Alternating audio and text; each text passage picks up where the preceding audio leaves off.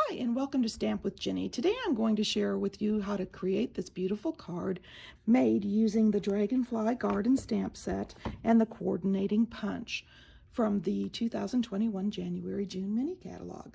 So let me set this aside and I'll show you how to get started. For this project, we're going to start with our stamping, and I'm going to be doing this in a landscape mode. And so I am going to ink up this beautiful floral image. And I'm going to stamp it right here in the center. And then I'm going to stamp one to the right and one to the left. Now, if these images are slightly different heights, that is okay. Random is great. While I've got that done, I am going to bring in my center panel for our inside of our card, and I'm going to ink that up again, and this time I'm going to stamp my wildflowers on the right lower corner just to add a little pizzazz of color to the inside of our card. Once I have that done, I can bring in my sentiment panel, and this happens to be Bumblebee. I'm going to place that down on my grid paper, ink up my sentiment, and stamp right in the center of it. There we go. I love the Misty Moonlight and the Bumblebee together, don't you? And now moving on to the assembly process of our card. I'm going to bring in my base of Misty Moonlight and the front panel that we stamped.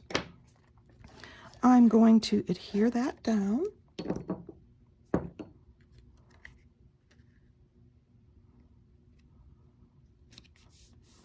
And then I'm going to bring in this longer strip of the Designer Series paper and adhere that, touching the left-hand side here to the left-hand side of the Whisper White panel. And I'm going to put that, just below the halfway point. And then I'm going to bring in these two pieces of Designer Series paper. I'm going to flip those over and add some dimensionals to the back.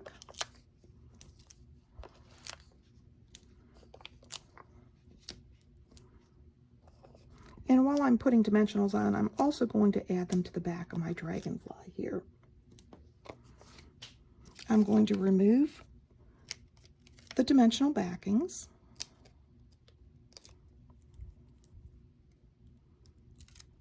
This first panel here is going to go on the bottom. I'm going to put it, about a ½ inch up. And then the second panel will go above that. And if the direction's going to bother you, make sure you have it the right direction. And I'm going to adhere that. I think I'm going to lower that a little bit. There we go. I want the top of those flowers to show. And then I'm going to take my sentiment piece. I'm going to add just a little bit of adhesive along the top and bottom edge.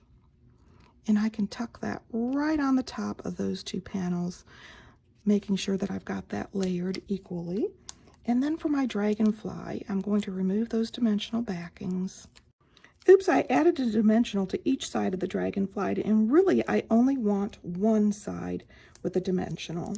I want to add a little bit of adhesive here to the other side because this is already popped up and I want them the same level. I'm going to adhere this down where I'd like it. There we go. And I've got this beautiful card that's quick and easy.